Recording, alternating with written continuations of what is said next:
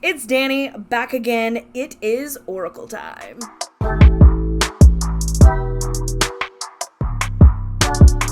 So we're going to do kind of the same idea, maybe the most used, one in the middle, things kind of staying in the background, and then any kind of extras. All right, Oracle fans, let's go ahead and start with the oracles that I use the most this year. There were two that really topped out my list. Like, I don't know what it was. Maybe it just it was the year of botanicals. I don't know. But the first one I want to talk about, I have two. That is the Hedge Witch Botanical Flashcards deck. So this is the mass market that comes in the big box. And this is the indie. So while we have the same cards, okay, so as you can see, where I was going with this, we have the same picture, just on the independent, we have all the information on the back, whereas with this one, we have a back, and we just have the scientific name and the oracle property, which is magic, right? So there was no guidebook with this. This is an extensive guidebook. This gives you you would use on the fern here, the lady fern, you would use the leaves as well as the roots. Whereas we don't get any of that information except for inside of the guidebook. So aside from kind of those obvious aesthetic reasons, I love both of them. They're both the same. Now, for the independent, I do still use this on my altar. So a lot of times I will either pick a card or I will seek out a card and I will read about it, use it, learn about it, things like that. So I still use these. I love my independent version for that because they are flashcards. They're exactly kind of what they were called, right? They were flashcards, whereas these are more oracle. So anyway, I used the crap out of this deck. I swear, every other reading I had it in, I used it for clients all the time. It was like the perfect companion without being overpowering. Another one that did that for me in the same way was the Botanical Inspirations. So this deck has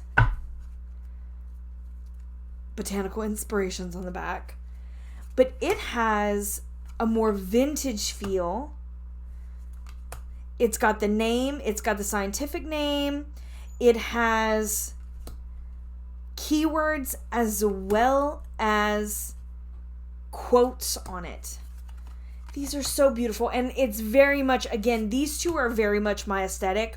One bright, clean, simple, the other very vintage, almost in a moody way, right? And so I really do love this. And I thought that sometimes these quotes were going to be a little too much for what I like, and sometimes they are. However, I find myself using them when I need and ignoring them when I don't.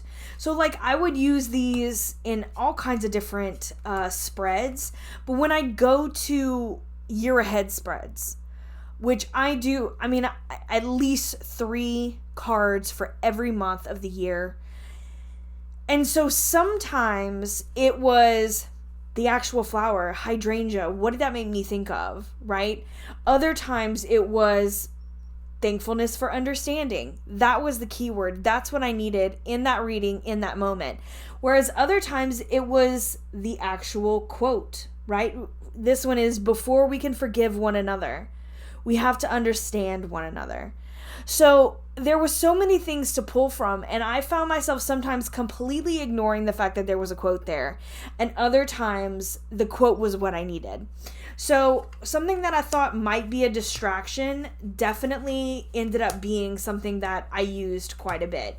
So these two oracles, honestly, probably got the most use out of my whole collection, if I'm being honest. I use them I would say at least once a week, minimum. Up next is the second edition of the Practical Magic Inner Witch Oracle. I am incredibly surprised because it is so specific how much I use this deck. I know it's probably blasphemy, but I've never seen, nor have I watched Practical Magic. I know. I don't know what it is about it that I have a block where I'm just like, I don't know. I think it's because it's been so hyped up that I don't want to be disappointed. But anyway, this Oracle deck I have used so much. I don't know, like the keywords are so good. I've had so much fun adding these into so many different kinds of spreads. I use them for, honestly, just about anything. They have a very particular feel, and I think because it is a black background, and it's not a usual thing to see. Now, it does show fingerprints a little, changes of temperature and stuff like that, so, but that's just, that's not a big deal. But, like, I think it covers so much that it transcends the movie. It transcends the idea of having to see the movie or having to know. Because, like, I know the general idea of it. I know basically what happens. Like, I understand the Midnight Margaritas. I understand the sentiments of the movie. So, I think that really helps in a way that I get it, but I feel like if you have never touched the book, never seen the movie, you will still get just as much out of this deck because I am proof of that. I have thoroughly enjoyed it. I feel like it reads so well. It was really well thought out for just about anyone. Next up, Threads of Fate. Another black one, another one that leaves fingerprints. And it's kind of hard to see on film. I'm like, it's like a theme with me. Like, I currently only get stuff that's difficult. That's just, it's who I am as a person right now. No, with this version of Threads of Fate Oracle is the Rose Edition. I am obsessed. It is so beautiful. It is all foiled in this kind of rose gold, coppery color. I used it quite a bit this year. I'm always finding little things that pop out to me. Do I have regret that this is the copy that I got? I mean, yes and no. Only because I see the other ones and I see the beautiful backgrounds and I'm like, I want that. But only in an aesthetic way when I'm like, I want to use this, but it doesn't look right with something. So dumb. But it's true. Like, it means a lot to me and it means a lot to my practice. That things feel like they flow together. Not to say that I haven't grabbed stuff off the wall when I do a reading because that's what I'm drawn to. Like, we had this conversation in one of the other ones where I'm like, I don't want to use this deck. But it's the right one to use, so I do. So, I don't know. I just, like, a part of me wants a different version so I have this, like, colorful, beautiful background. And I still love this, like, monochrome look. I don't know. Then we have an oldie but goodie. The Connected and Free Alchemist Oracle. This is by Inner Hue. I keep my... You'll find that in quite a few of my decks where, like, if there are just plain chakras, I usually keep them apart. This one also has, like, chakra love. Sometimes I use it, sometimes I don't. They used to be a lot bigger part of my practice, but they're not so much anymore. Or not in, like, a concrete way. When I think of them, of course, I will talk about them or whatever, or I'll reference them. But they're not a huge part, and so I don't like to focus on solely that, so I just kind of keep them separate. If I feel it, I shuffle them back in. With Oracle, I am not afraid to just take cards out of the deck. Like, I know a lot of different people are like, well, I like to keep my decks whole. You know, and it's not something that I would do with tarot, if I'm being honest, but I have no qualms about taking out a couple of cards from my oracle decks if they don't vibe. There's the next one I'll show you that I've also used quite a bit. I'll show you another one that I've taken out. Sometimes they just don't jive with what I'm feeling. Sometimes I just don't like the style, or I don't like the artwork and I don't connect with it, so I put it away. Which I don't mind doing, especially for an oracle. Matter of fact, there is one that I'm about to kind of totally reset. There we go. The connected and free. But that I'll talk about that I'm like kind of totally resetting. Like I'm taking out like a chunk of cards just to make it more suitable for me, because I don't want to let it go because there are some that I really love. So let me show you the next one, and that is the Elemental Oracle by Stacey DeMarco. I do really like Stacey DeMarco's work. Not a fan of the backs of these cards because they're all pink and like no pink.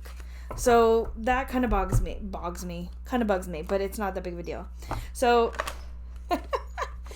this one, I took out Hearth, Comfort, which I love the idea. I love the keyword, but the baby and the dog can be a little triggering for some people. For me, it's too specific. Like, you know what I mean? Like, this looks like a baby on Christmas morning, and I'm just not, like, it just doesn't do it for me. That's just a personal thing. So I keep it in here. That way, if I ever decide to use it, I can. But otherwise, love this deck so much. It's got great keywords, beautiful images. These are, you know, photorealistic collage type images, and normally I'm not super drawn to it, but there's something about the way these are done specifically, along with Stacey DeMarco's other deck, which I'll show you right now, and that's Queen of the Moon Oracle. They just go together. Like, these just speak to me on another level, which is why I got the elemental one, because Queen of the Moon Oracle is another one that I use so much. The images are so dynamic. I will say that these two are both very shiny. There's a lot of glare on them. They're hard to photograph. They're hard to read with on video, but they are worth it because they have amazing keywords. Now, this one you can also use with moon phases. The other ones are like very, like you said, elemental. You know, it's called the Elemental Oracle. They do have a lot of elemental things. But even if you only use them with their keywords at the bottom, they are so worth it. I really, really love these. And they remind me of kind of my oldie but goodie. It's like I have 3 that are very similar. And the other one is by Colette Baron Reed. Let me grab that one. And that's Wisdom of the Oracle. We're just gonna talk through these one through the other. But like, I can't show one without the other. So this is another one that is very similar, like obviously way more pastel. These need the backs of that other Stacey DeMarco one. Because look at these, which I also love. I trimmed and edged these, but it's still that kind of like computer kind of collaging, digital collaging, but also with, you know, real people. A lot of realism in our characters here. So I feel like all 3 of these kind of have the same sort of energy. This one is obviously way more, like it's softer, it's more fairy tale-esque. It's just got some really beautiful soft images, where the other 2 are a lot more hard-hitting. And so I kind of categorize these 3 together, and I use all of them quite a bit. Next, let's talk Seed and Sickle. Y'all, I freaking love this deck. So this one is gilded. It's got 2 guidebooks, but the gilded one came in the special edition that also came with the other deck by Fez Inkwright. But this is Seed and the Sickle. Excuse me, the Seed and Sickle. Always want to say it opposite. I love the colors. Can we tell why? Muted colors, plain and simple, beautiful images. Now, these have herbs and flowers. They do not have keywords, but I'm okay with it because the way that I use this deck is mostly for me. It has a lot to do with journaling or reading for the collective, where I really dive into what's being shown and what's being talked about in these guidebooks, because there are 2 separate guidebooks, one for dawn, one for dusk, so there are different meanings. So I'm kind of glad that they don't have keywords on it, because I feel like you never know which ones you're going to need, which ones you're going to use. So I just kind of go with whatever I am drawn towards. So we have the sickle at the end. We have the seed at the beginning. Look at those jasmine. Ugh. But like there are so many flowers that I recognize, mushrooms that like touch me in a different way. You know, like I have stories about these, or like I remember them from picking them in my childhood, or finding them outside when I was little, or just like using them now in my craft. It's like, I don't know why this one feels so different to me, but it does. Staying in that same vein, I'm like, if I were to stop and think about it, I'm like, I don't really have that many like herb and botanical. Yes, I do. I'm such a liar. I do. So next up is a combination of two other ones, herbs and animals.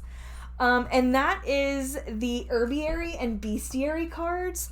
So these are from the books. I do not have the, is it the crystallary? Is that the last one?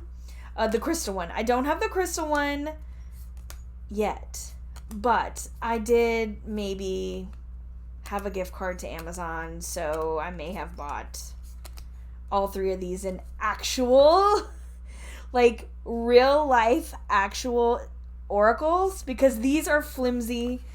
They have 2 different kinds, like they have different backs. They're all different colors. They don't shuffle really well. I'm really scared to mess them up, but they're gorgeous.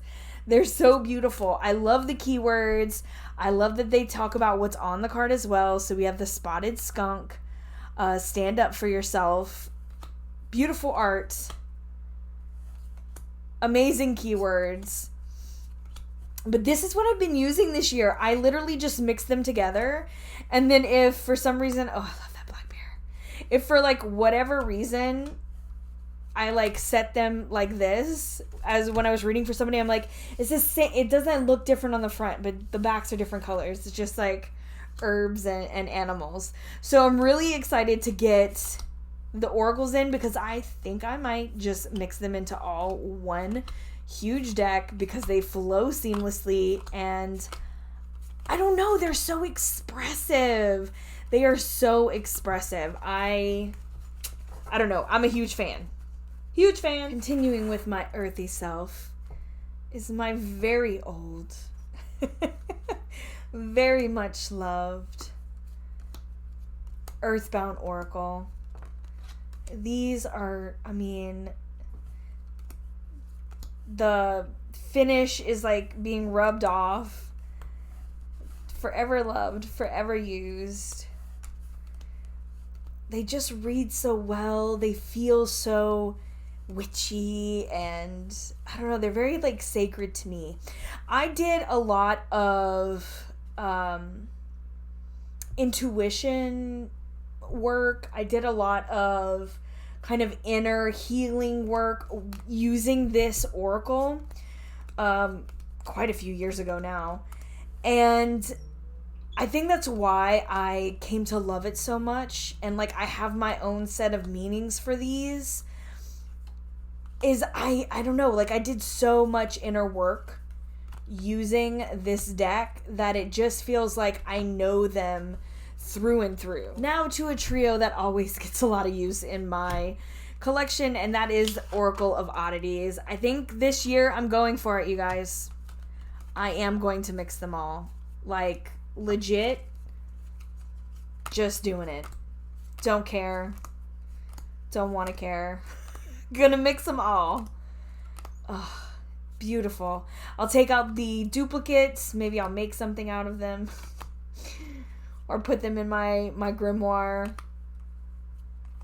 I love bones and botanicals. I also like bugs. Not on me, but on my cards in artwork. I love this deck. There's the piece right there. I think Listen is repeated. There are not a whole lot of repeating ones.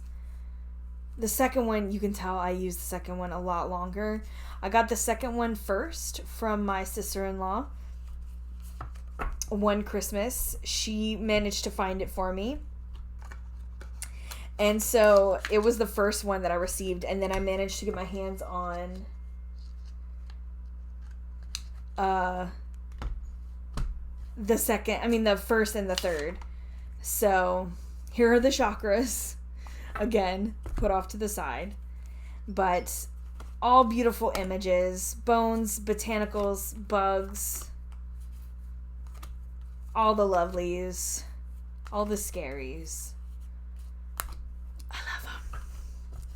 Okay, magical times. Got a watch on now. Surprise! Okay, so let's move on to kind of like my basic use stuff. And then we'll go on after that to things that I really don't use a whole lot. And stuff that I got in at the end of the year that maybe I just haven't got a chance to work with yet. So let's dive into this with a very unique deck. I don't even know if I would call it an oracle, because it's really not, but that's the spread deck. This was created by Holly Nelson. I use this so much now. In the box, again, sometimes I like I said, I put cards away. This is just kind of about the deck, and the title cards and stuff. But like daily and weekly, sometimes I put aside, and then the sun and moon, I put aside as well. But then in here is the spread deck. So this is literally what it sounds like. It has different keywords and ideas to create decks. And I did use this quite a bit this year, simply because I really like creating my own decks, right? Decks, listen to me. I mean, I do enjoy doing that as well. But I really enjoy creating my own spreads. And sometimes I'm like, okay, maybe I want to, I don't know, do one on my, my creativity. Like, what are my hopes for that? What lessons can I learn? Is there, let's see, what do I need to do? Like just kind of finding different things. I'll go through it. I'll pick a bunch of stuff, and then I'll kind of set them around. And then if there's something that I want to add to that, then I do. But I just feel like it's a helpful way to put my ideas down and kind of see them as a spread. I've also used them for client readings where I've created spreads for a client using these and then kind of set them out. I find that when I can do that, it's really nice for them to be able to see, because when the card comes, it literally shows like your task. So I can lay the card down and they can still see. So I really did enjoy that as well. So this is one that, like I said, it's not really an oracle.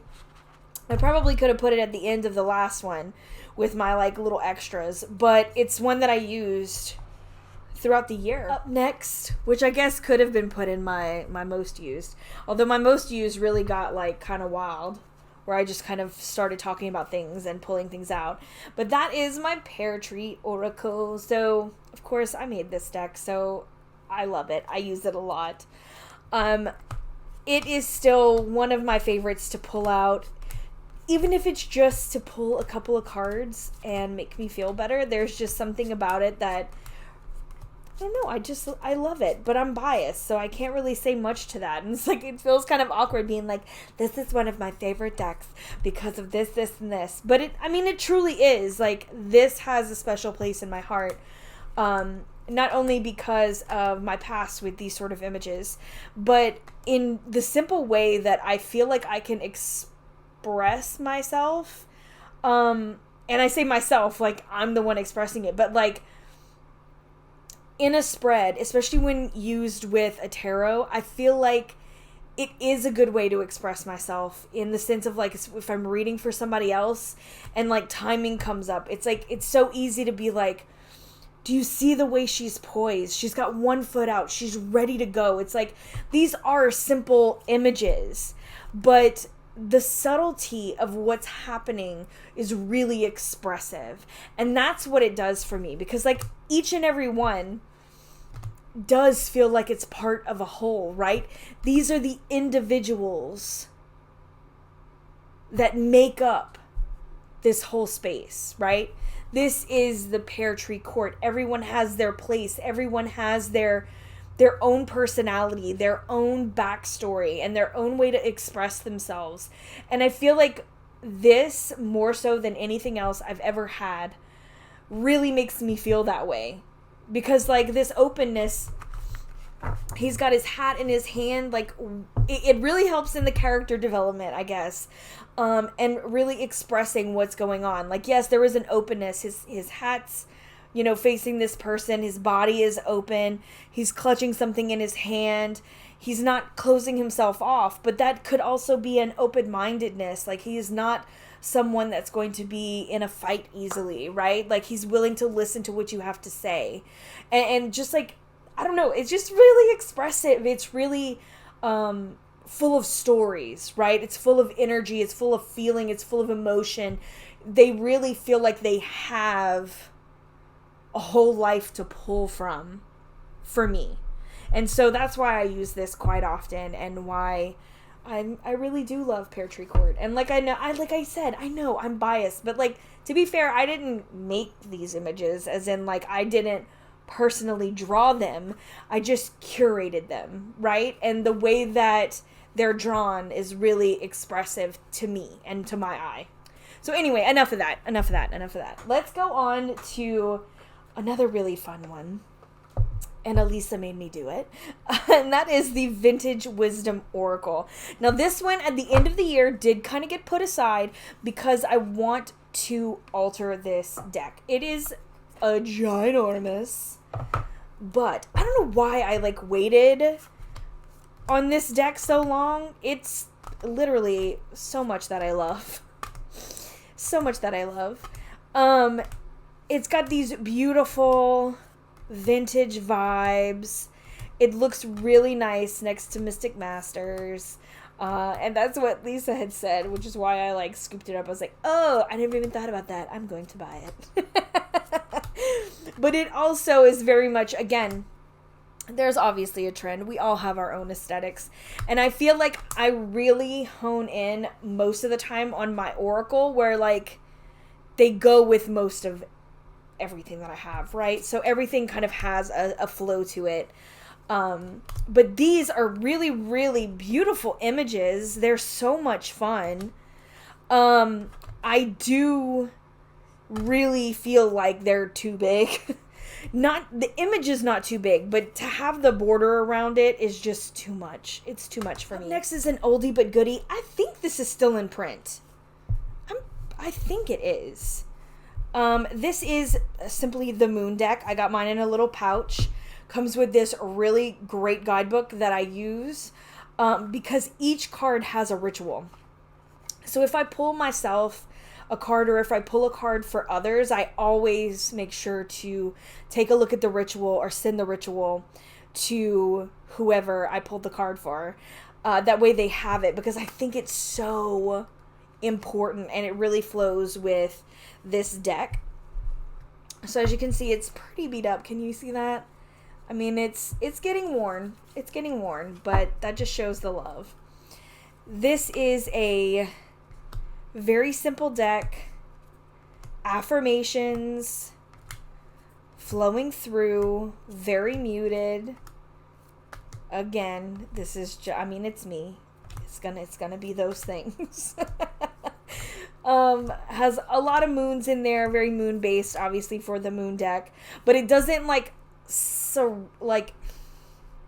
it's not like surrounded by the moon things. Like, it doesn't all have to do with the moon. There is a moon on every card, right? So I don't want you to think that it's like, oh, well, this is for the full moon, or this is for this, or this is for that. It's like, while there's different phases of the moon, it's not solely about the moon. This is not a quote-unquote moon deck, even though it's called the moon deck.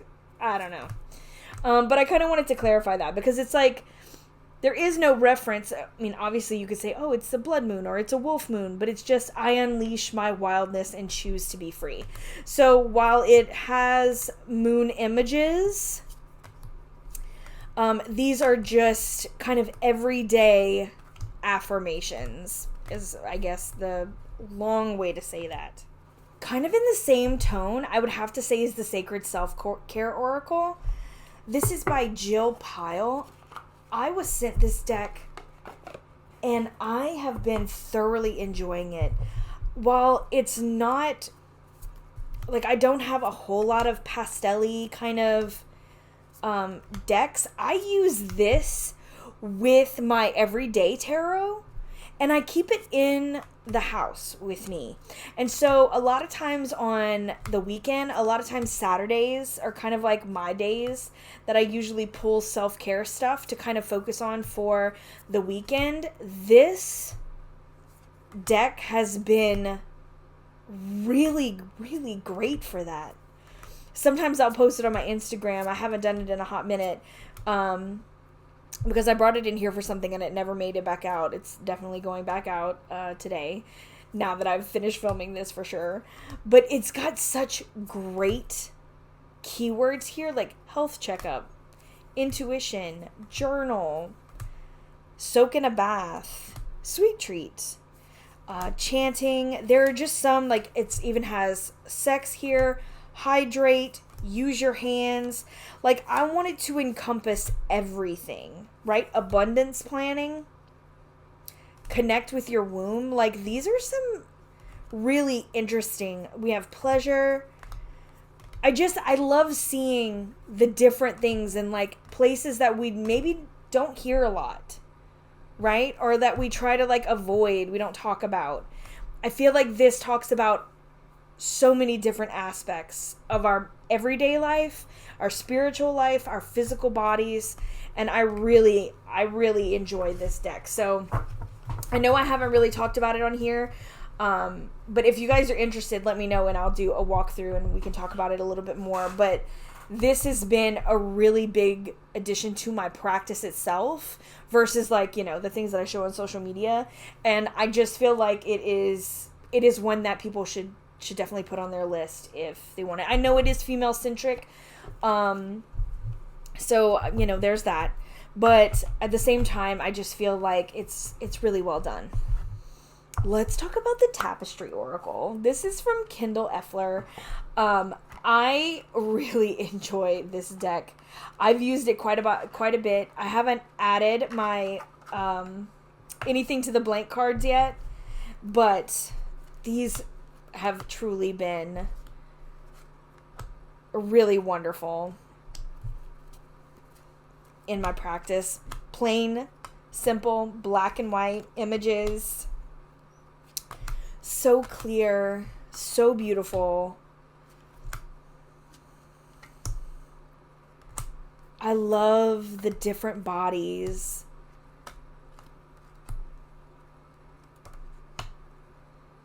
They are just every which way. I mean, of course they are, because #me. But anyway, this is a great deck to work on yourself with, for sure. this I used a lot in kind of inner work, spiritual work. I've used it for clients as well. Now, when I say that, especially for Oracle, the main thing that I use Oracle for in client reading is either clarification or an ending energy to work with, or, you know, kind of like to round out the reading with, except for when I do planning spreads. So like birthday spreads, year ahead spreads. I know I've talked about year ahead spreads a lot throughout this thing, but I've been doing a lot of them. I usually set quite a few of them in my shop for the end of the year. So it's been on my mind because I've been doing them so much. But I really enjoy this kind of deck, along with, I'm going to pull it out here, one that is very similar, which is the Reclaim Oracle, to use for really hard-hitting, almost like shadow-esque readings, more so than anything else, because I feel like one is enough, right? This is not just like the Tapestry Oracle. I don't feel like you need to pull a whole spread of them. That can be a little overwhelming. It's such a huge emotional toll. Like, these are some really big things. And so when reading for yourself, yes, because you can take your time, you can go slow, you can process as you go. But when reading for others, I feel like things like the Reclaim Oracle and the Tapestry Oracle can sometimes be so, and more so the Reclaim. I mean, look at how many cards are in here. There's so much, and a lot of them are deep, dark issues. And so they are both confronting. A softer one, though, is the Tapestry Oracle. I feel like while it is truthful and it brings out some of these feelings, it is softer and more, I'm going to say, like, digestible, I guess, if you will, than Reclaim, because Reclaim is so hard-hitting. There are some really gut-wrenching keywords in here where I feel can be a little confronting. Have I used it in a way that has, like, more than one for someone else? Yes. But it is hard-hitting. And it is a very serious vibe. Like, there is no, like, fluffy center when I've used it. And yes, of course, there are some really great, wonderful things in here, like, you know, peace and presence, change, surrender, but like hate, disconnection, doubt, you know, those are some really big, hard-hitting words. I love the lust, you know, worry, jealousy, integrity, forgiveness, regret. Like, there are still just some really hard-hitting things in here. And so, use with caution. I think you have to be ready and willing to use a deck like this. So I feel like it does have a very specific place, and I like using it for myself when I have the time to digest it. But sometimes it can feel really harsh, and it can feel really like a gut punch. So that's how I feel about the Reclaim Oracle. Next is Witches of Legend. Ooh, I use this a lot on my altar. I have a little stand that I put these on, and I'm gonna shuffle it because I don't know why, because I just feel like I should. Okay, sorry, I'm over it. So this deck has not only goddesses, but witches from folklore. And they have Marie Laveau. Hello, mama. We have Hecate, and then like a sea witch. And we have Athena, Lady of the Lake. Like, so many of these beautiful witches and goddesses and archetypes from so many different spaces. Baba Yaga is in here, Santa Muerte. We have just a huge gambit of all of these wonderful, wonderful energies, and I love using it. I will pick one normally, or if I'm feeling really drawn to a certain goddess at a time, I will get her card out and I will put it on my altar. I will read what I can. I like to put some pages in my grimoire, but it's got a really great book that also tells you how to pronounce the name, which, thank you, Annabelle Lewis, because sometimes I feel like a whole complete moron. It has the pronunciations. Anyway, I really love to use that. I will usually study them and study their energies, the archetypes that they bring forth. If they are deity, then I will treat them as such. But like, this has been an amazing deck for kind of magical working. Another great goddess deck is this one. I think it's literally just called the Goddess Oracle. Oh, I'm such an idiot. It literally says it at the bottom. I'm like, I don't have the box. It says it. Okay. Anyway, in the same sense that it's got a bunch of amazing goddesses and all kinds of archetypes, it also has a keyword for each. So I really love that. I haven't used this one an extreme amount. I've used it again for working with kind of magical workings and things for my altar. Every once in a while I will use it to kind of pull some energy, but I have to say I haven't done a lot of work with it on just like regular spreads and pulling it as an oracle by itself. But now I feel like I really want to for some reason. Like right now I'm like, oh, I should pull this with some cards, and I don't know why I'm being drawn to the Cosmic Tarot, like that old 90s one.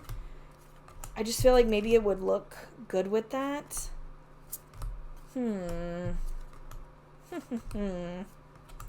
don't know, but maybe just for like regular readings. Now, a part of me wants to modify this one as well, but I don't know. But like, I kind of at least want to take the top off. Take her top off. I'll have to consider that. Anyway, I also got a new goddess deck in. I wanted to make sure I said her last name right. Lisa Levart. It is the Goddess on Earth Oracle. Breathtaking does not even begin to describe, but it came in 2022, so I'm not going to show it here, but oh my great goddess.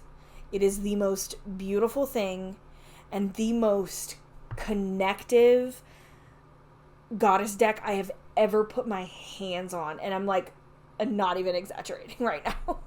On to my fairies. Okay, so I have two. This one is my Fairies Oracle, and this one from the sweet Lisa Papez, the Heart of Faerie. These are Brian Froud decks, and you guys all know, if you've watched my channel for any amount of time, you know that the Fairies Oracle is a constant. It is one of my favorites. I even like wrote on it. I colored my edges. Now Lisa colored these edges. Look how beautiful this is. It matches the backs. So while these have very similar vibes, I know this one is out of print, you guys. There are still similarities. They feel the same to me. It's like where this one has a bit of the untangible, this feels like very tangible energy to me. Like almost like people that you meet walking through the forest. Whereas like they do have some energy like that in this deck, but this one also feels like it's on an emotional level. I don't even know if that makes any kind of sense. It's like these don't feel like physical forms as much as ideas, where these feel like physical forms. Does that make sense? forms. I talk funny. Anyway, I hope I made any kind of sense. Oh, look, these almost look similar. The Fairy of Naughtiness. Now, I do much prefer the font here than this one because it's really hard to read some of the names on here. I know them by sight most of the time, but I still have trouble reading them. I know what their kind of meanings are, but sometimes I'm like, what does that even say? So that's the only thing I will say about the Fairies Oracle. Like, some of them are hard to read, and it's just the font. Like, it is a beautiful cursive font, but it can be hard to read. Anyway, maybe I'll go through and do a video comparing these two or walking along these two, and we can talk more about it, but I could be here forever. I'll just sit here and look through every single one. Let's talk Super Oracle. I do love this deck. I use this deck quite often. It is very much something that really speaks to me artistically because it is very reminiscent of the etchings that I so love. And so this one always gives me the feels. I will say that I'm really glad that I have I got the booklet with this, and it's a big chunker. Just like with the Pagan Otherworlds, they do really nice bound, bigger books that go with these. I am glad that I got it because it did have some really wonderful, kind of extra keywords for each card, because sometimes I feel like you do need them to kind of understand what they're trying to show and trying to kind of portray. Let me see if I can find we have the ether, we have all the elements. Especially with these cards, they don't have any words on them, but each one in the booklet has a keyword and a couple of phrases that kind of go along with it. So in this case, if you don't know what this green shell is standing for, which is this one Terra? I don't even remember. See, I can't even remember, but I'm not going to worry about it. Anyway, so with these kind of plain boxes that I showed at the very beginning, like this one, this box, the colored ones, they all have, here we go. They all have keywords and everything in the book. So I feel like if you don't have the book, that would be difficult to read, but maybe that's just me. You could also set your own meanings to these things. So next, let's talk Oracle of Mystical Moments. So I usually use these a couple times a year because, again, just like the vintage Wisdom Oracle, I love these kind of collaged vintage images, but I do love the artist's work here, in general. Her name is Katrin. I think that's how you say her name, Katrin Welfstein, and she's the one that did, obviously, the Tarot of Mystical Moments, but her artwork is some of my favorites. I adore the kind of absurdity, dreamlike effect that it has, surreal vibes. I love this. I really have a big connection to these sorts of images. I've loved this kind of art since I was very young. I used to have this big poster in my room. It was black and white, but it was this old kind of falling apart house, one of those big ones with the columns, and it morphed into the bottom of a tree, so it kind of looked like it was growing this kind of dilapidated, house out of it, and it was one of my favorite images. And so, I don't know, I've always had a soft spot for that kind of art. Let's talk archetypes. So, we have the Archetypes deck by Kim Krans. So this is the Wild Unknown Archetypes. Now, I did put my keywords all around this one. Its main keywords, as well as, like, so the self comes out with Watcher, Witness, Soul, but then it's like, I don't know, key phrases. It's like witnessing, accepting new aspects of self, disjointed, fatigued, diffused, energy, and purpose. So I put everything on there, everything I could find, because at the very top of the guidebook, it's got like the name of it and then those keywords, and then at the bottom it's like what it means upright, what it means reverse. So everything is on there, all of it, it's all on there. I find it so much more useful that I don't have to always take out the book if I need those keywords, because again, this is one where some of them are just like I get it, but I need more. You know what I mean? Like, I just need more. You have stuff like the Storm and the Castle, but to go and dig deeper on those things are really, really nice.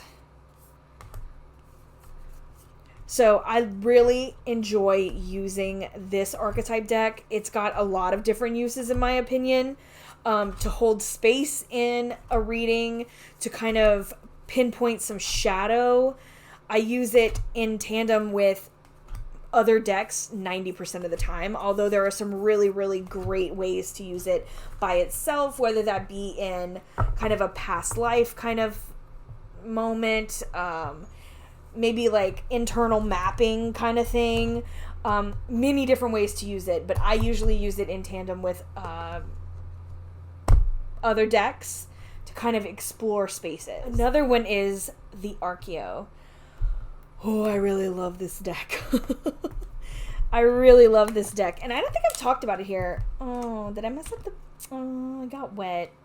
Bummer. Anyway, that's okay. I've used these quite a bit.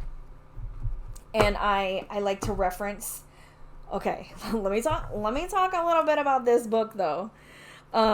Me and Dustin laugh about it because I think he gets a little wordsy, and I'm like, okay, we get it. You're super smart, okay, in the book. And then, of course, Dustin's like, no, it's supposed to be written that way, you know? Like, it's, you know, it's about the psychology of it and this, that, and the other. And I'm just like, nah, he's wordsy. Like, if you're gonna say it, just say it. You don't need to use $10 words all the time. And so I will say that about the guidebook. It is really, really great information, but he enjoys using $10 words, and it's like not always necessary. Like, dude, we get it. You have a great vocabulary. They do have weird animals, so y'all know about it. Really, really, really good archetypes in here. And I know that they're hard to see, but every one of them is written on the card. So we have Siren here, Wanderer. We do have them all kind of represented. Some really interesting ones. Beautiful, beautiful pictures. Collage style. So we have, like, I would say... It looks to me, if I had to guess, colored pencil drawings. We have stamps that kind of come on top of it. I don't know if there's any... Oh, and then, of course, we have a blank one here. I don't think if there's much anything else, you know, kind of like ink colored pencil. It's not collaged, but...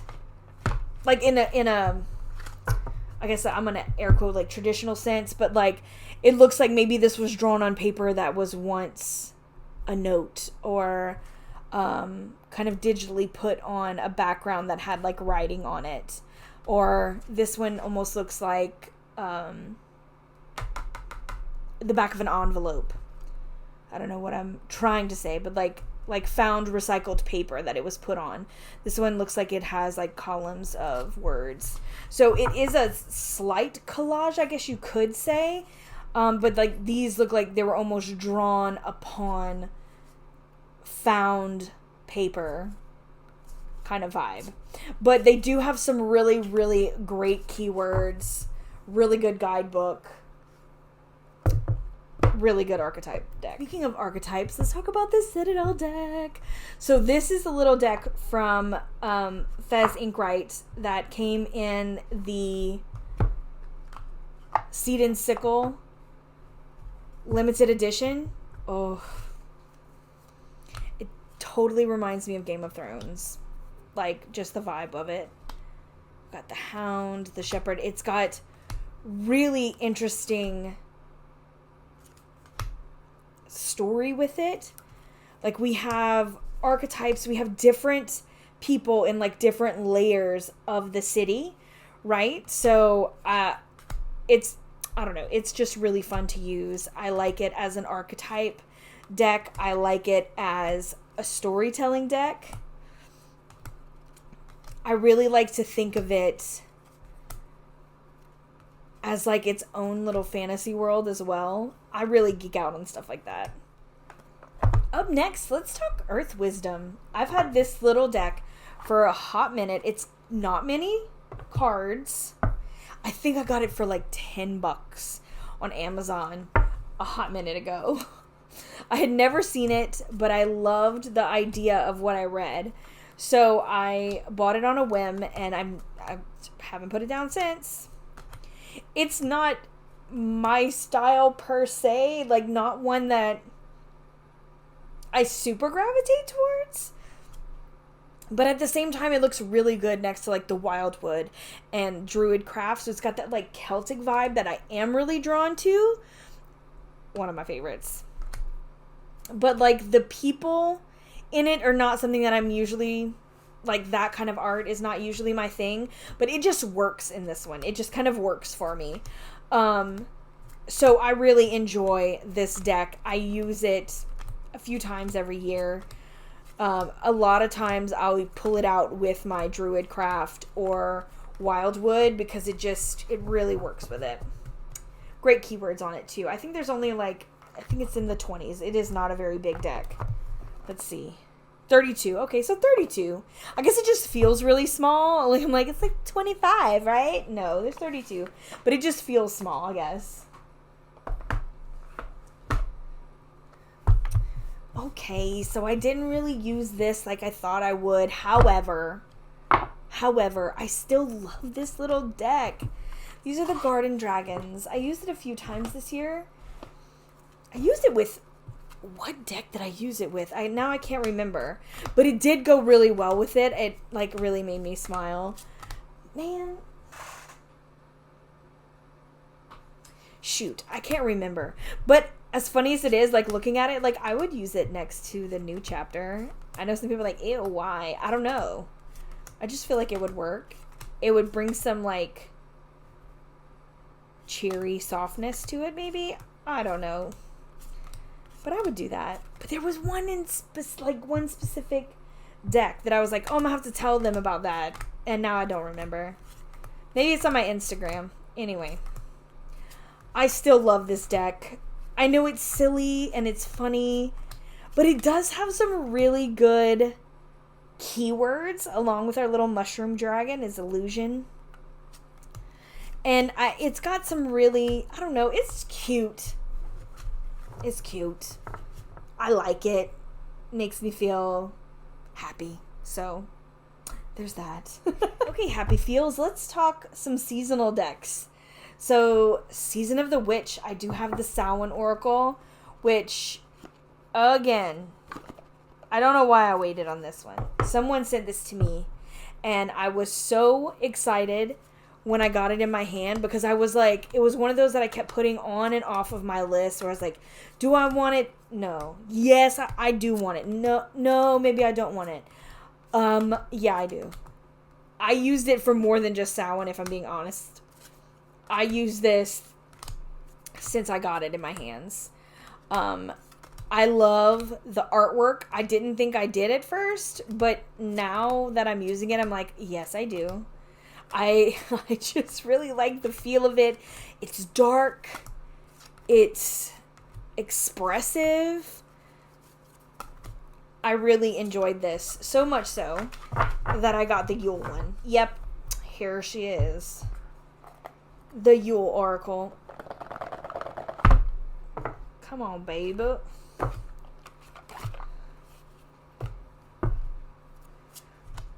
Again, the same kind of vibes.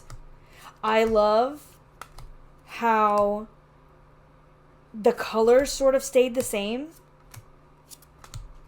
Like, it didn't change because of Yule. Like, we have more reds maybe, but it wasn't like a huge stark difference where it didn't feel like the same deck, I guess. I mean, it's not the same deck, but it feels the same, I guess is what I'm trying to say. And I really like that. I do want to grab Beltane. It is coming out this year. So I'm hoping that it still has the same color palette and same vibes and doesn't kind of go pastel too much. Because I would really like to see all of the major Sabbats represented in this same style. No seasonal decks are really set without one for Halloween, right? So we have the Halloween Oracle here. Mine has been trimmed down.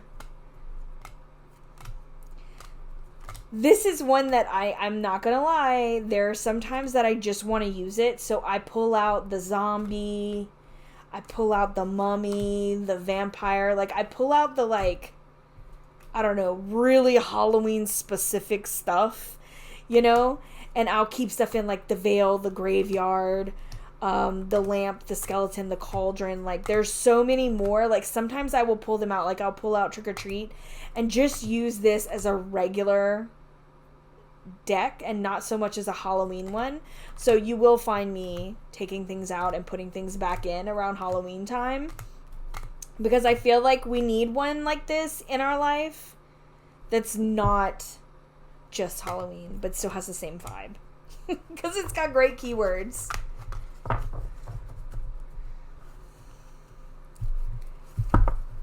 And again, this is Stacey DeMarco, and I love Stacey DeMarco. Okay, so let's talk some astrology decks.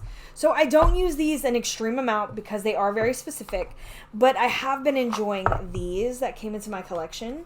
So this is Heavenly Bodies Astrology. Beautiful pastels, but not in an obnoxious way.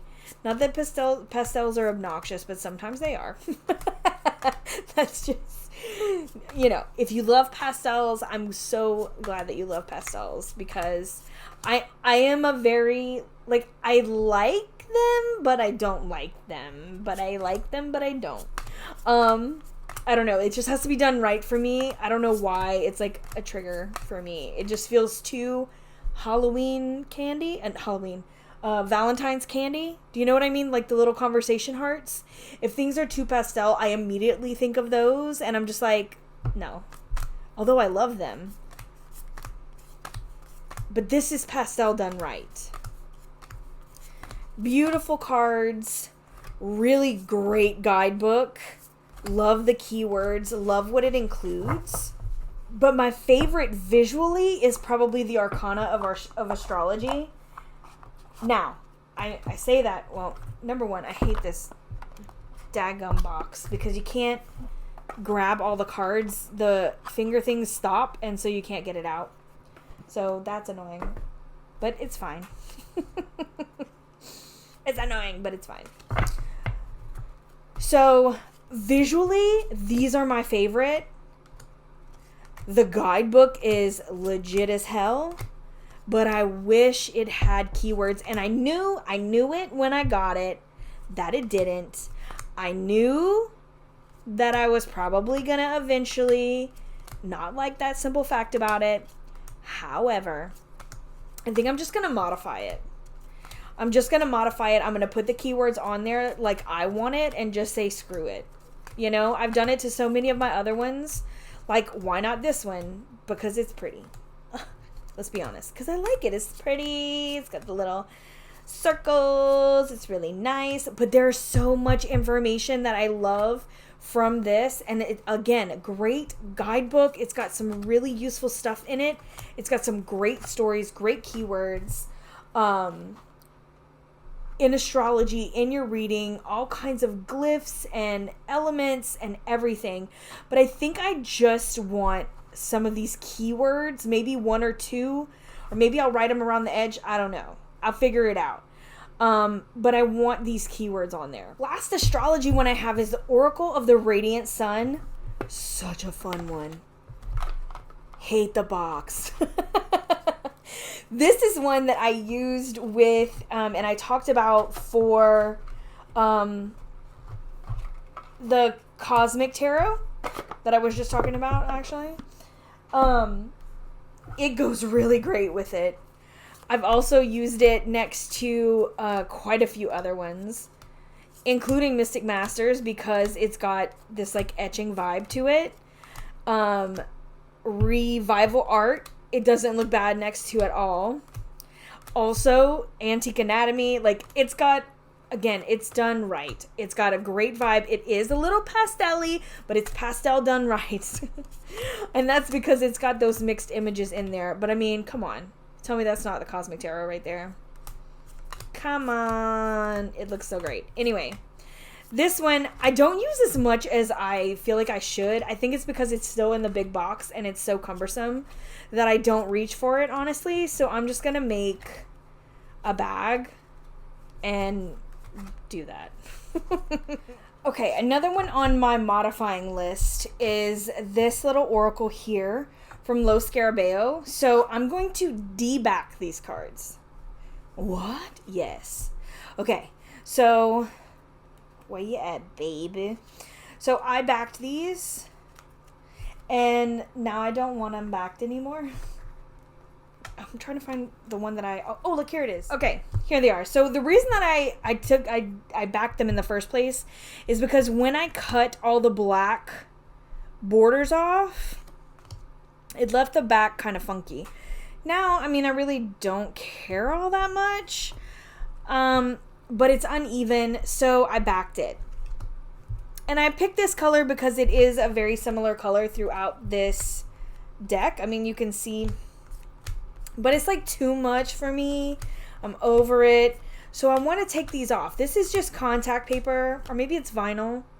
But I took two of them off and it's worked pretty well. So I want to take these all off, see if maybe I want to back them with something else.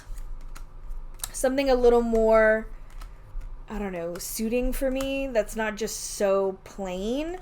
Maybe something that has some texture, or I don't know. But I've been avoiding using these because I want to do that. So I really didn't touch them much this year. And they're starting to bow. So that's another reason why I think I want to like take them off and kind of regroup. Another one on my to be altered list is this little Wisdom of the Tree Oracle. I used to know all the keywords by heart. I did. But I just can't keep them in my head. There's some that I still remember. But most of them, like this one, I think the hazel is about boundaries. Yeah, most of them has flown the coop. They don't stay. They have legit flown the coop, but I feel like I can modify these to have the keywords on them very simply. There's a reason to the borders around them, because like some are fruits, some are roots, or like bark, some are the leaves. Like there's a different like suit for each, but I don't think I need it. I feel like I might, like Hawthorne I believe is magic, but I don't think I need them. I think I'm going to cut the borders off and then add in the keywords maybe somewhere. Haven't decided yet, but we're going to figure it out. Next, let's talk about the soul cards. I have this one. This is the first one. I don't have the second one. But man, what can you say about soul cards except like, wow. These are always going to be in my collection. I feel like there is a place for it in so many different ways, like not only intuitively as a reader, but also as an artist, as inspiration. Like, sometimes I just want to see something. I don't want to be told anything. I just want to see it and feel it. And with this, it's easy to do. Of course, when you come to things like certain trees, you're just like, it looks like a tree to me. It reminds me of growth and roots and hashtag basic tree things.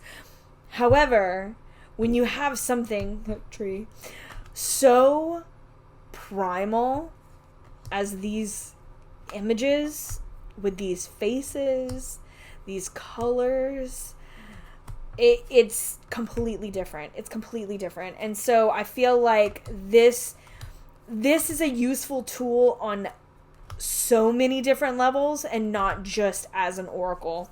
So I really love having soul cards around. Now, I haven't used it yet, but I was gifted this in my friend's package that came in not too long ago, before the end of the year, and that is the Portals of Presence. Y'all, like, I've seen them used. I've seen them on Lisa's channel, Lisa Pepez.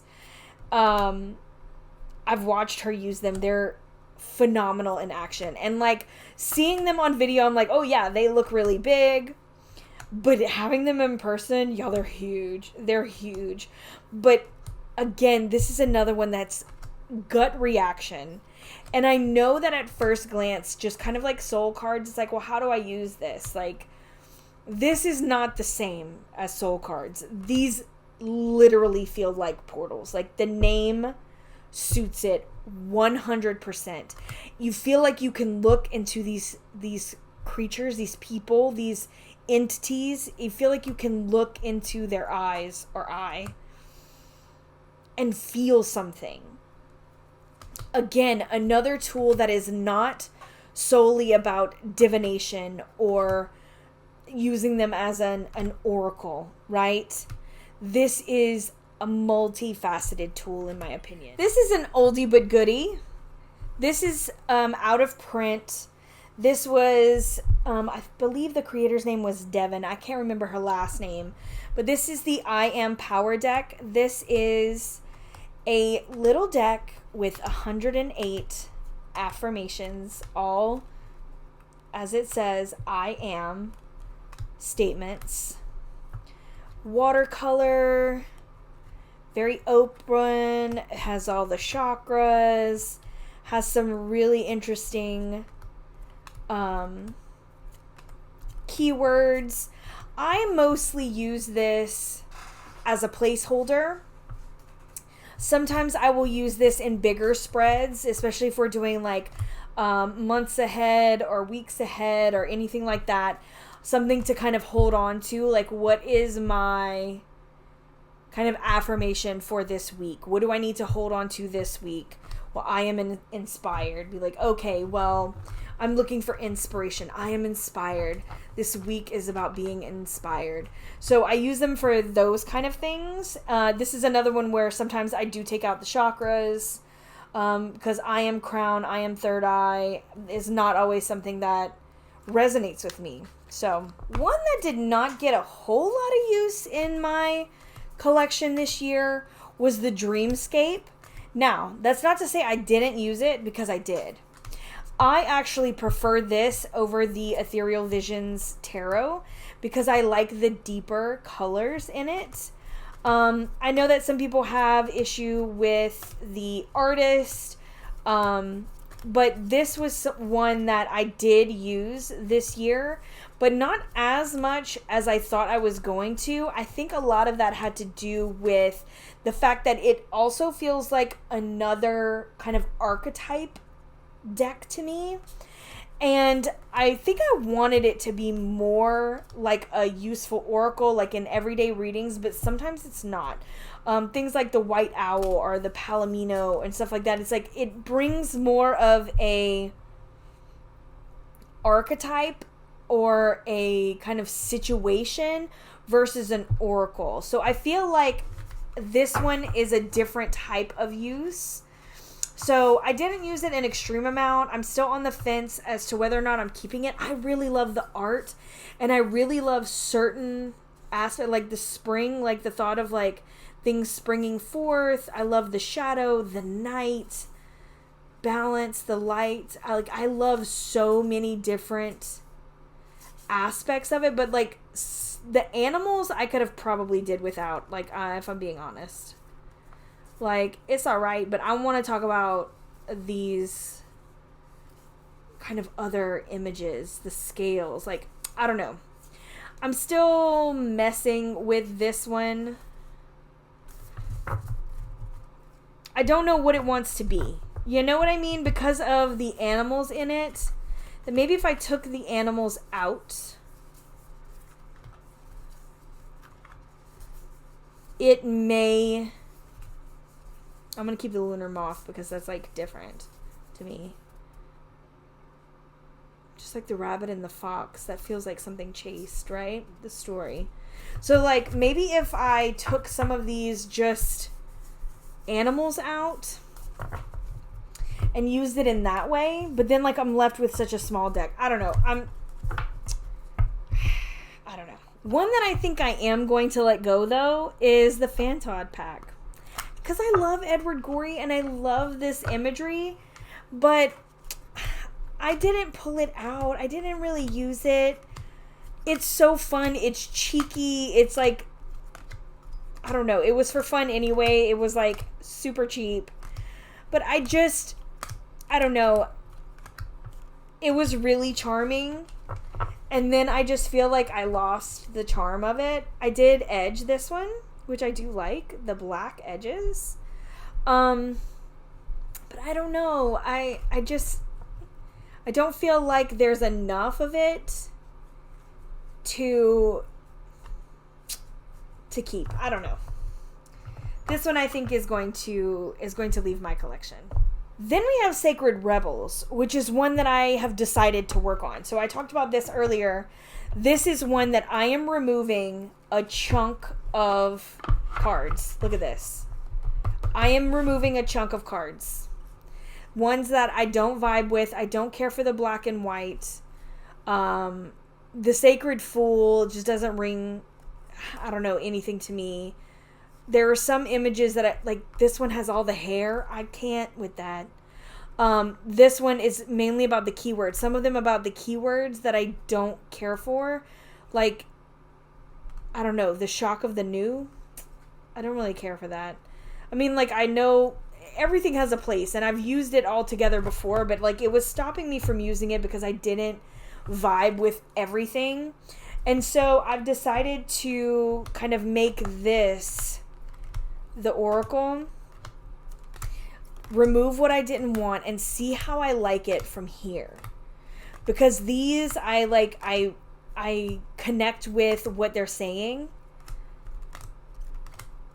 or with the images, and where I don't, I just kind of take them out, and I just kind of want to see how this works with me, and if it's worth keeping them separated, putting them all back in, or just letting it go for my collection.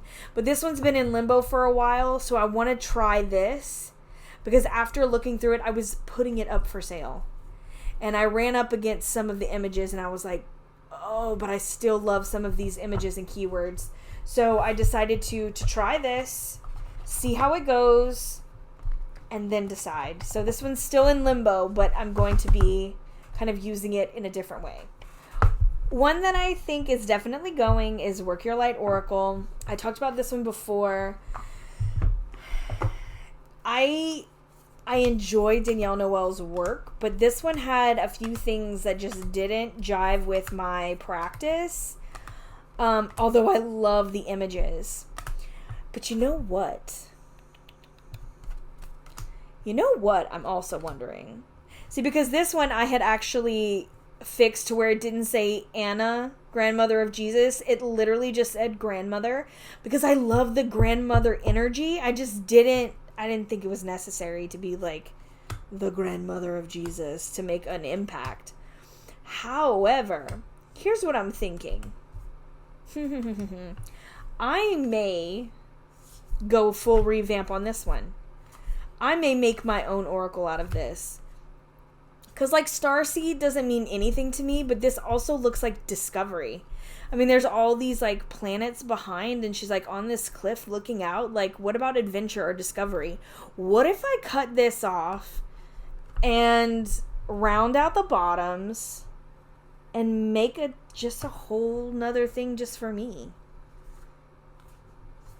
I might do that. So, right here, there's something sitting. This is Spark Magic. I was given this by my husband for Christmas, and I put them in this cute little jar.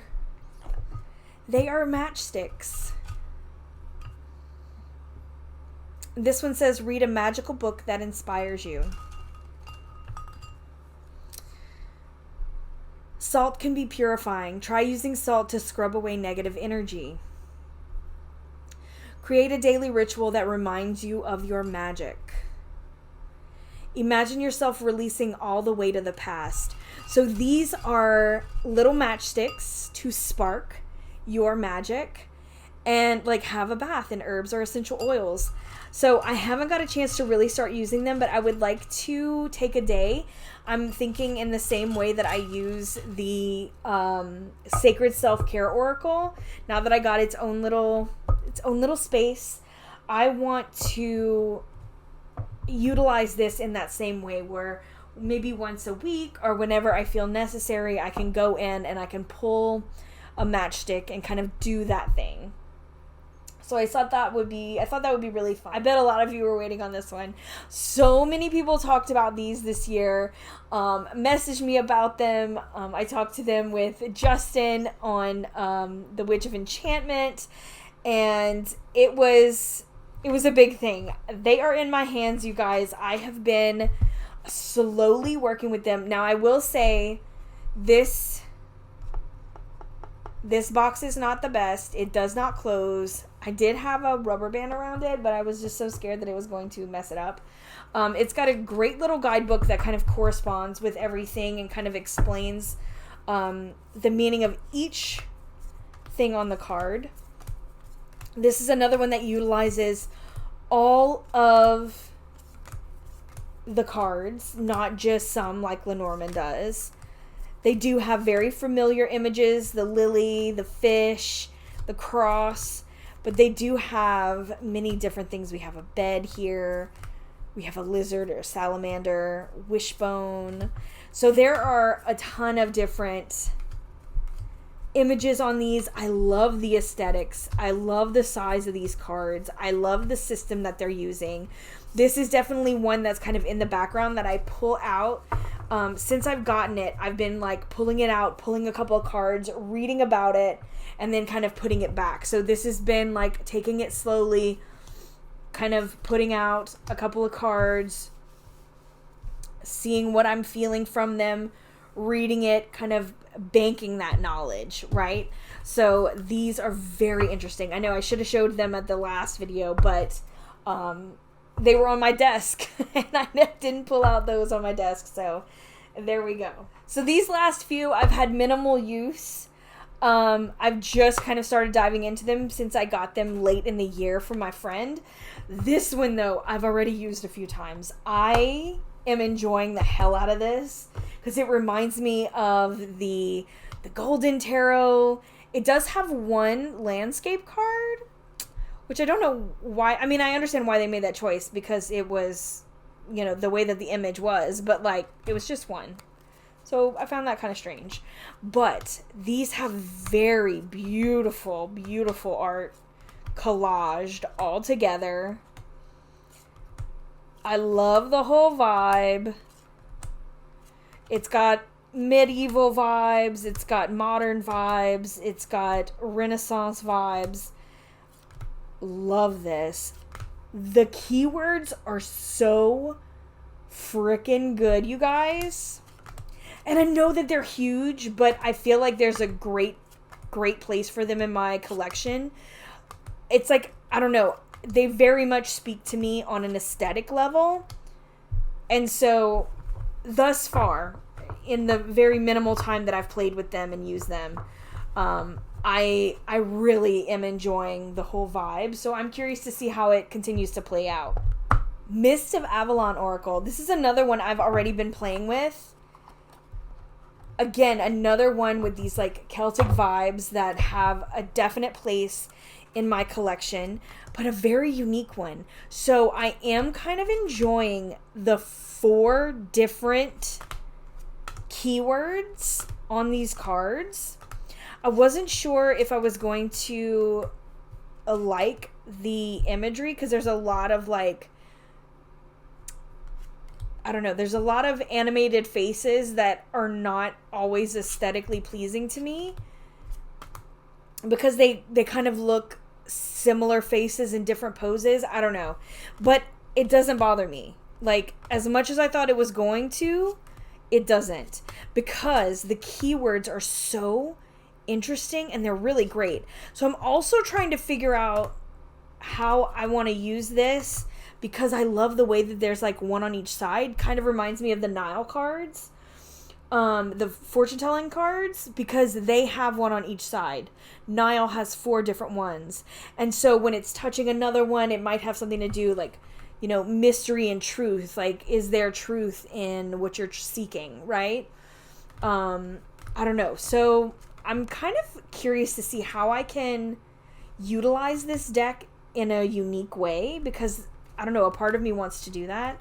And then there's another part of me that, you know, that I've used it already, and the way that I have been using it is like, I'll just put it down and like take a look at what's all around it and be like, okay, well, for this reading, I feel like perspective is where I need to go. Or like in this reading, I feel like realignment is where I'm seeing it. So sometimes it's, you know, it's like, well, I can just let it speak to me in whatever way that it will, kind of like those botanical ones. Or I can, I don't know, I can play around with it and see what else I can come up with. So anyway, I haven't read the guidebook. Maybe it explains some of that, but again, I just started playing with it, but I think it's going to go well in my collection. Now the Witch's Oracle. Okay, so I didn't even know about this one, but I really, really like it. Another box that it just doesn't work. Come on, people. Who's this? Who this is? This is Edison Books. Edison Books. This doesn't work. The keyhole is not far down enough. Anyway, the Witch's Oracle is another one that I'm really excited to add to my collection. It's got some really good keywords. It does kind of have that like Kabbalah feel to it, but also it's very Celtic. And then I see like, I don't know, very primal things. There's just a whole lot. There's just like everything all in one. I feel like it encompasses so much. Kind of a little bit of everything I want to see. So I'm excited to see how this one plays out in my collection, because thus far I've been really enjoying it. Dream interpretations. If I could scream 90s nightmare, it would be this deck. No, it's not that bad. It's not that bad. But it is like, when I see it, I think of like, I'm going to make another Rugrats reference here. When the Rugrats are walking around and like they're so small, and then you see these like weird things that kind of go through, that they kind of like see from like their own perspective as a small child, that everything just kind of morphs into what it's not. That's what this feels like. So this is Dream Interpretation. I haven't used it yet. It is a whole lot. It makes me giggle sometimes. I'm just like, what is happening here? What is happening? So I do want to see what I can do with this deck. Will it stay in my collection? I really don't think so. But is it worth giving a try and trying to see what can come out of this? Yes, because it's weird. And it's fun. If you have this deck, please, please, please, please let me know. Do you use it strictly for interpretations? Tell me how you use it, how you like it. Did you try it and was like, no. I want to know all the things, okay? So if you have this, let me know. Here we have Moonology. So this one has been on my list for quite a while. So I'm really excited to have it in my hands, because I had been looking and going back and forth. But I did take the time and read through everything, and I do really like the keywords, like the little key phrases that are on here. It's another one that I don't know if I'm actually going to use with the moons, or if I'm just going to use it as an oracle, or if I'm going to use it for placeholders on my altar. But I do feel like I want to play around with this to see where it will fit best, because I love the moon. Like, I love all the moon things. You know what I mean? Like, I do. I'm, like, always in tune with that. And so, I don't know. I feel like there is a place for it because it's got really great keywords.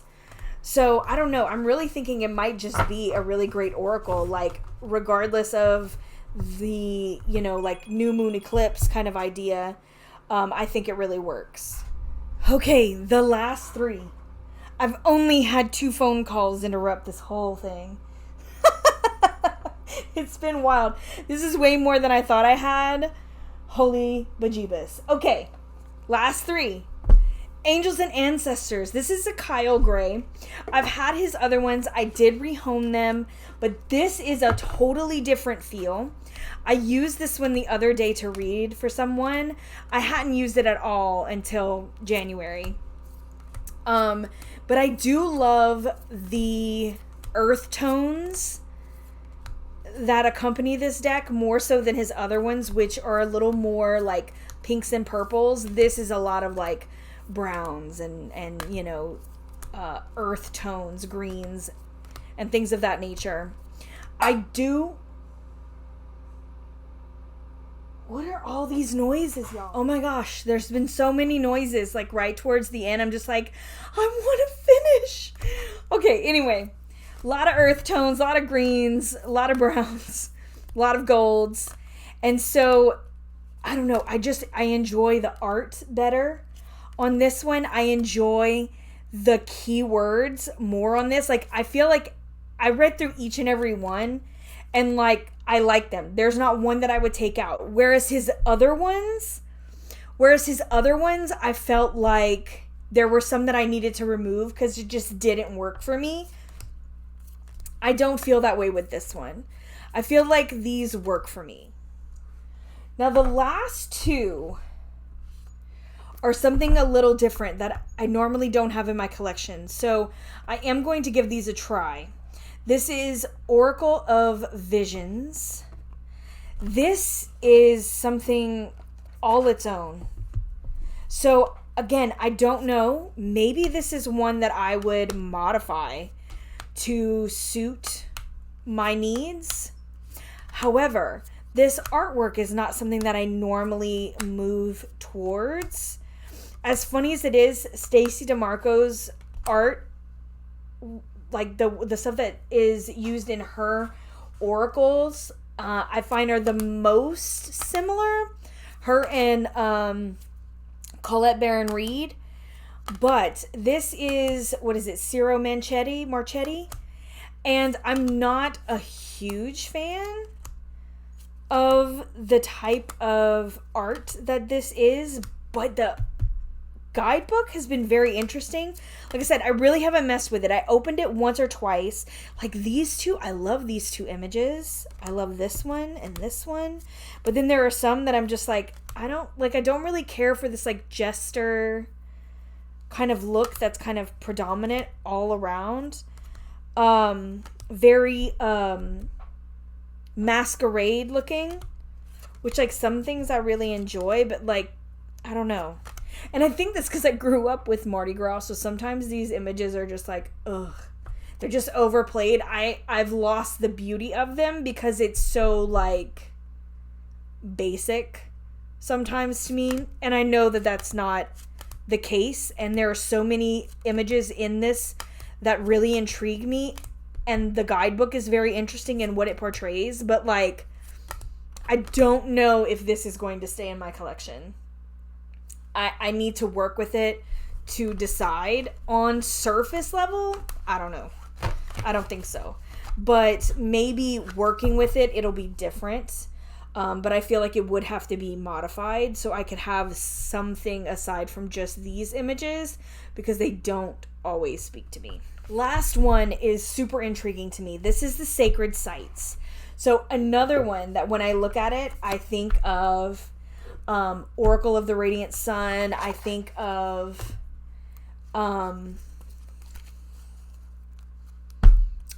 Cosmic Tarot, because it's the same sort of vibes. But these are all, like it says, sacred sites. So I really enjoy the strange imaging. And I say strange because it's like sort of a collage, but sort of feels like it was just drawn that way. But like, it's got this like border thing. Like, I don't know where to look. And I don't like, I don't know. This is one that I definitely want to utilize to see how I feel using it with the guidebook in a reading setting, just pulling a couple of cards, reading about it. I haven't done that yet. I've literally just flipped through it. It's got some really great places in here. A lot that I recognize, some that I don't. So that's got me intrigued. I am an Ancient Alien fan. So there's a lot of places that I recognize these sacred sites. And there's other ones that I'm really curious to learn about. So again, I don't know how and where I would fit this into my practice, or if it's something that's going to be long term, but I am interested to try it. So again, if you have this, and if you have some of these other ones, please let me know. What do you think? How do you use them? Especially like this one, the Oracle of Visions, the Dream Interpretations. I'm really curious to see how you guys utilize these, because I'm really trying to put my finger on where to put this in my practice and if they're going to stay there. So let me know what y'all think, what y'all do. Whew, and thanks for sticking with me. We made it. We did it. 2021 collection is complete. Done. So thank you guys so much for watching. As usual, all the links are going to be down below for any of the decks that I showed here. If something is out of print, I'll definitely mark it, along with how to book a reading, Instagram, Etsy, 3 Fat Readers, and all those other things. We will talk very soon, and I'm sending you all my love. I hope you guys had the best New Year. Later, Gators.